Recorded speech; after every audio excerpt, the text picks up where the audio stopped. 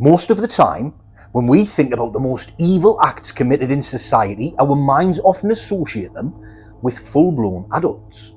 But what if I told you that there are evils of which the likes you have never seen, that were committed by a subset of society who we often believe are sweet and innocent little angels?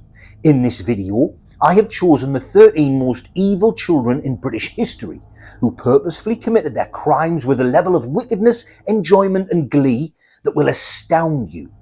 The level of evil these children went to will haunt you for weeks and have you looking at the children around you in a very different light. Hello and welcome to the Diary of Madmen and Monsters, where we talk about the mad men, women and monsters that inhabit our society, covering well-known and not so well-known cases across the UK and beyond.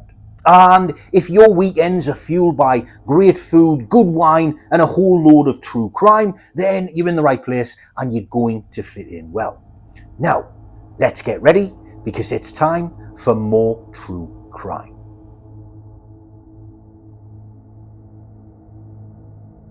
Number one on the list today is Sharon Carr, a 12-year-old psychopath that just couldn't control her murderous lust. On a warm night in June 1992, 18-year-old Katie Ratcliffe left a Surrey nightclub unaware that a predator lurked in her path, and that predator was a 12-year-old girl. That girl, Sharon Carr, attacked Katie at random in the dark early hours. Carr, using a 6-inch long knife, stabbed Katie again and again in her ribs, heart, vagina and anus in a total of 32 vicious stab wounds with a ferocity that stunned investigators. After the frenzy, young Sharon enlisted help to dump Katie's body by a distant cemetery, hoping the crime would never trace back to her. And for 2 years it didn't. Police suspected a male serial killer due to the brutality, never imagining the culprit was a schoolgirl. Sharon Carr went back to her 7th grade life carrying a deadly secret, but the secret gnawed away at her. In 1994, on the exact 2-year anniversary of Katie's murder, Sharon stabbed a classmate at school as if reenacting her bloodlust, which led to her arrest. In custody, the truth began to emerge. Sharon kept a diary of her darkest fantasies and deeds, bragging about how killing turns her on. Shocked officers linked her writings to the unsolved murder of Katie Ratcliffe. Faced with her own words, Sharon confessed in chilling detail, even laughing as she recreated the murder for police. In 1997, at 17, she became one of Britain's youngest ever females to face a murder trial. The courtroom listened in horror to the excerpts from her diary. "I was born to be a murderer. Killing is my business," and describing the pleasure she got from slaying Katie. The jury took only a few hours to find her guilty. On the 25th of the 3rd, 1997, Sharon Carr was led away to serve life in prison with a minimum term of 14 years, smiling defiantly as the judge condemned her extremely dangerous nature. Now in her mid-40s, the devil's daughter remains behind bars due to the authorities believing she is still a danger to the public.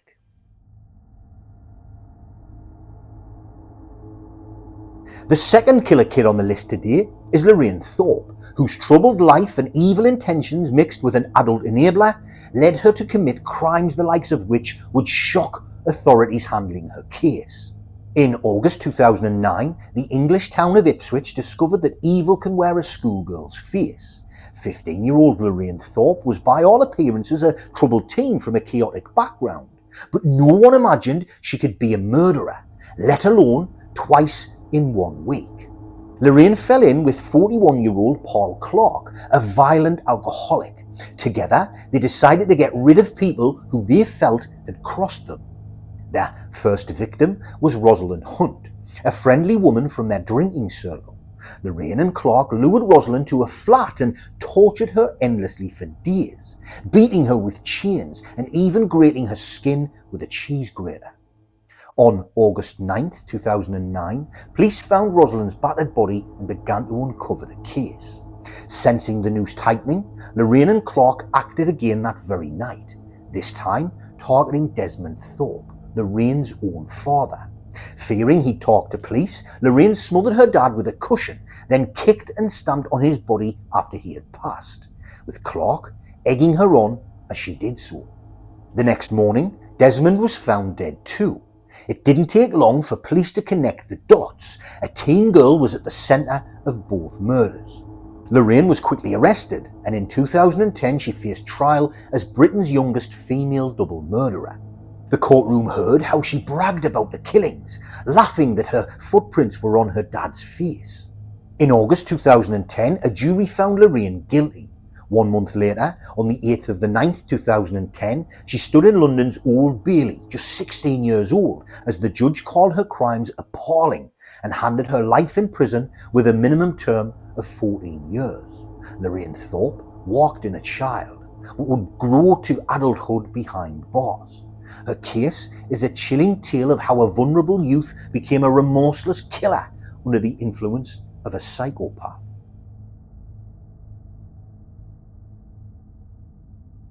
Our third and fourth troubled teens on the list today are 14-year-old Sarah Davyy and 15-year-old Lisa Healey, who used an old woman's kindness against her. In 1998, an elderly widow named Lily welcomed 2 teen girls into her home in Oldham, Greater Manchester. It was a gesture of kindness that would sadly cost Lily her life. Sarah Davyy, 14, and Lisa Healey, 15, had befriended Lily only to betray her in the most brutal way. Once inside the 71-year-old Lily's modest home, the girls turned sadistic. They tied a gag so tightly around her mouth it choked Lily on her own dentures.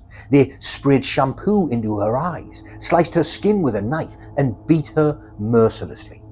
The petite grandmother could only beg for mercy as the teens laughed and tortured her for fun. Finally, Lily fell silent, murdered by 2 schoolgirls, but the horror didn't end there. Sarah and Lisa stuffed Lily's body in a garbage bin, then in the dead of night casually rolled that bin through town to a canal. They tipped it over, sending Lily's body into the dark water, thinking their evil deed would sink with her. Afterwards, the girls acted as if nothing happened. They even used Lily's phone to prank call people and spend her pension money on sweets and candy. It was this brazen behaviour that led the police right to them. When questioned, the girls initially giggled and lied, but soon the shocking truth emerged. At their trial in 1999, even hardened judges were at a loss for words. The court psychiatrist said Sarah had a psychopathic disorder and that she was dangerous beyond her years. On the 17th of the 12th, 1999, Sarah Davyy was ordered to be locked away indefinitely, the judge calling her crime unspeakably wicked. Lisa Healey, slightly older but deemed less responsible, was given 10 years behind bars and released in 2009 after serving her time. She was given a new identity to start anew. Sarah Davyy, however, spent over 2 decades behind bars, repeatedly proving she wasn't ready for freedom until March 2024, after 26 years, when she was finally released under heavy supervision.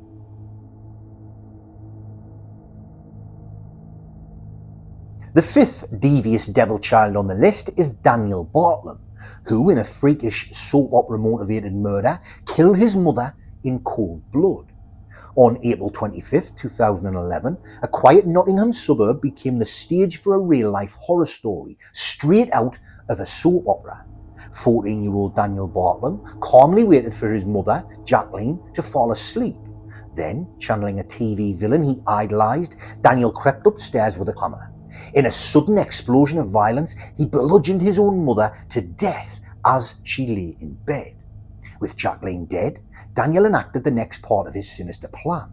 He soaked the room in petrol and lit a fire to cover up the crime. Flames soon engulfed the house. Outside, neighbours found Daniel cradling the family dog, spinning a tale of a mysterious intruder who, he claimed, had killed his mum and torched the home. It almost worked, but Daniel had left one key piece of evidence unburnt: his imagination. Police uncovered a story on Daniel's computer, a chilling fiction he wrote about the boy named Daniel killing his mother with a hammer and getting away with it. Confronted with this and other evidence, Daniel's masked intruder lie collapsed. In February 2012, a jury saw Daniel for what he was, not a frightened victim, but a calculating teenage murderer. He was found guilty of murder, and on the 2nd of the 4th, 2012, a judge sentenced him to life in prison with a minimum term of 16 years. As he went to jail, the judge lifted Daniel's anonymity, declaring the public should know his name and deeds. The story of Daniel Bartlam, a boy who idolised on-screen killers so much he became one, remains a disturbing example of adolescent fantasy turned deadly reality.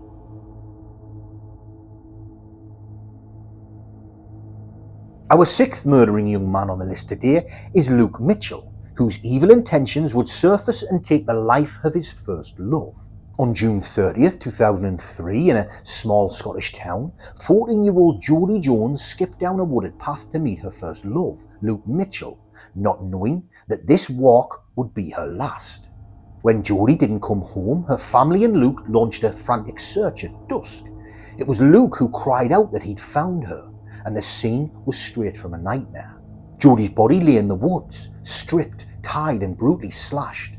The ferocity of the murder, Jodie's throat was cut so deeply she was almost decapitated, stunned the community. Suspicion soon fell on Luke, the quiet boyfriend with a taste for the occult. Investigators learned Luke was oddly calm that night and even led others straight to Jodie's body, as if he knew where it was. Over the next year, a case built against him. A satanic knife pouch in his room, his contradictory statements, and no evidence of anyone else being responsible.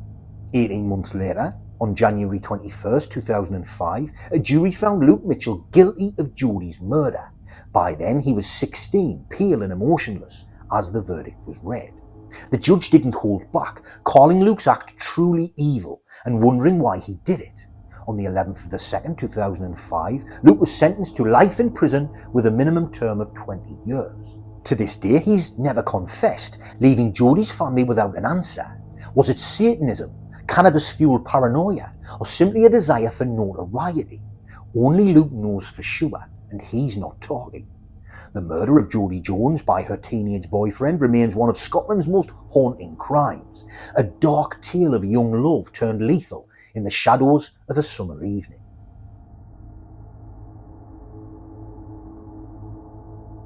Our 7th killer kid on the list today is Harold Jones, a young man whose angelic persona helped him get away with murder, but his bloodlust got him caught the second time around. In 1921, the Welsh mining village of Abertillery was terrorised by a cherubic-faced killer hiding in plain sight, a 15-year-old boy named Harold Jones. It began in February, when little Frida Burnell went missing on her way back from the corner shop. The whole town set out in search for her, and the next day, her tiny body was found crammed in a sack.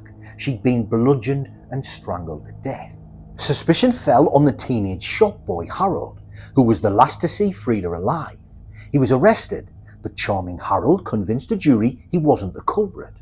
In June 1921, he walked free to cheers from townsfolk who believed an innocent boy had been saved from the gallows. But feeling he had gotten away with murder, Harold's twisted desire to kill was eager to act again.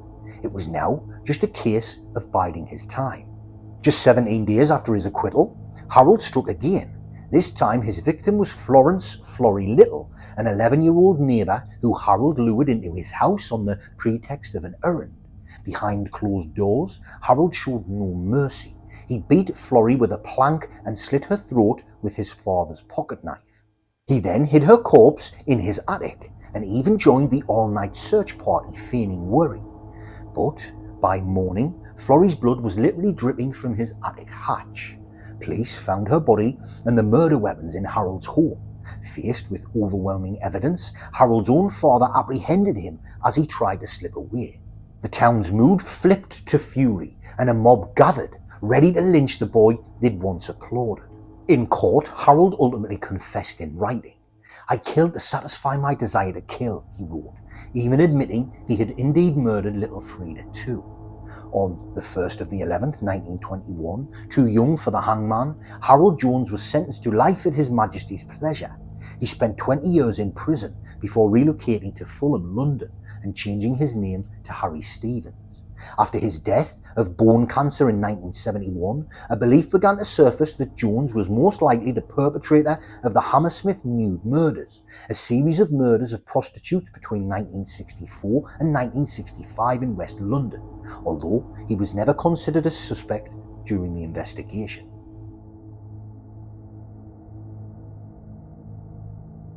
Our 8th murderous teen on the list is Aaron Campbell, who used his familiarity he had built up with a 6-year-old girl to abduct and murder her while the rest of her family slept. In the summer of 2008, a tranquil Scottish island community was shattered by the disappearance of 6-year-old Alicia McPhail.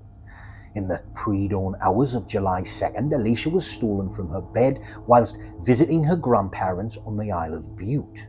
The kidnapper was Aaron Campbell, a 16-year-old local boy who knew the family and slipped into the house at around 2 a.m. By morning's light, Alicia was reported missing, and the tight-knit community launched a desperate search. Tragically, within hours, a resident found Alicia's tiny body in the woods nearby. The crime scene told a story of unspeakable horror. Alicia had been sexually assaulted and murdered. Police suspicion quickly fell on Campbell.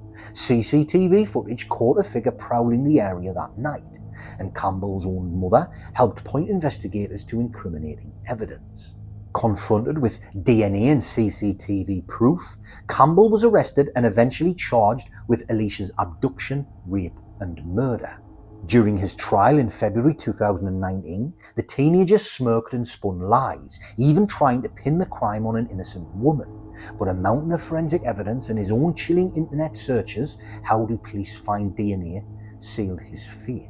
The jury needed only a few hours on the 21st of the 2nd, 2019 to find him guilty on all counts. 1 month later, on the 21st of the 3rd, 2019, Aaron Campbell stood in a Glasgow courtroom as the judge branded him cold, calculating and remorseless, then sentenced him to life in prison with at least 27 years behind bars.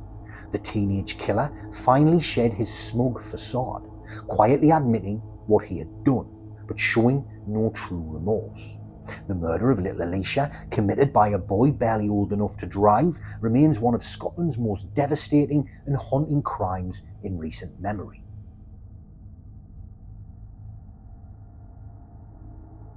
Our 9th and 10th killer kids on the list today need no introduction in what might just be the most infamous child murder case in the history of the UK. Robert Thompson and John Venables murdered a tiny child in the most brutal and barbaric of acts.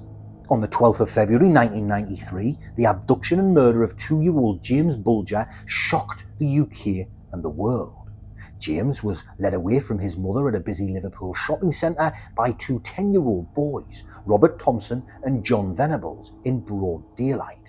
The boys walked James over 2 miles, eventually torturing and beating him to death by a railway line in Walton. 2 days later, James' body was discovered on the tracks, and the grainy CCTV image of James being led by his killers became infamous. Public horror turned to outrage when Thompson and Venables, both only 10 years old, were identified and arrested for the crime. At trial, prosecutors detailed how the pair put James through an unspeakable level of torture, much of which has been kept from the public due to its severity.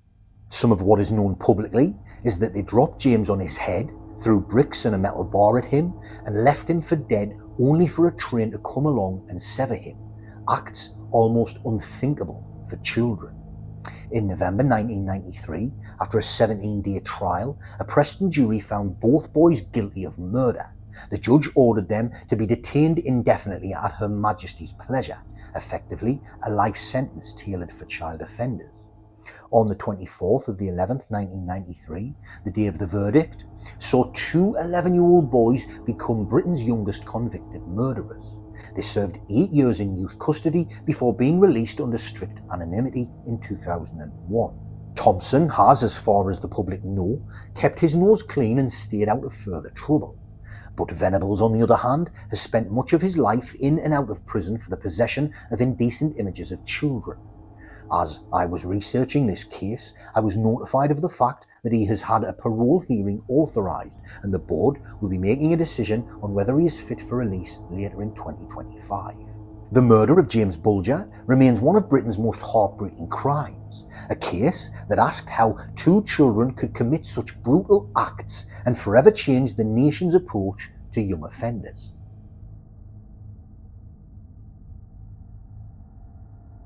Our 11th killer kid on the list today is Mary Bell, an angelic-looking young girl whose lust for murder and targeting of two young innocent children to quench it shocked the UK to its core.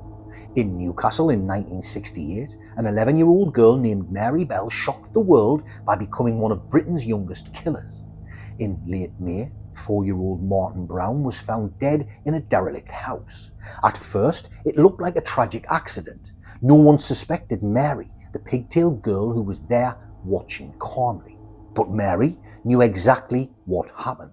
She had strangled Martin with her own hands, just to see what killing felt like. And weeks later, she struck again. On July 31st, Mary lured 3-year-old Brian Howe to a wasteland and choked the life out of him, then returned to mutilate his genitals and carve an M into his stomach with scissors, a dark signature of her deed. She even snipped off his hair as if playing barber with a corpse.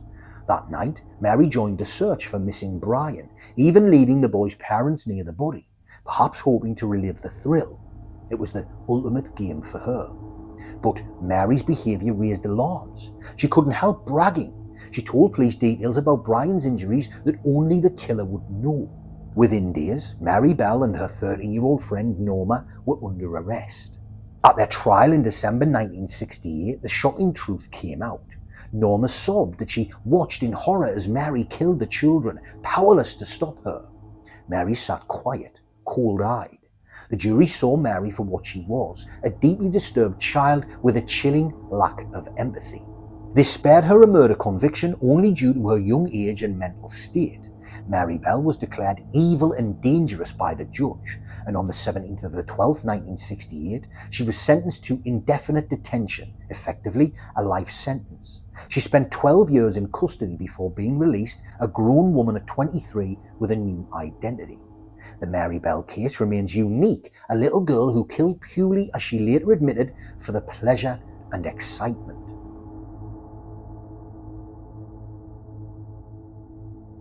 Our 12th and 13th evil killer kids on the list today are two teenagers whose anonymity has been kept under wraps for over a decade, despite the horrific torture and murder of an innocent woman.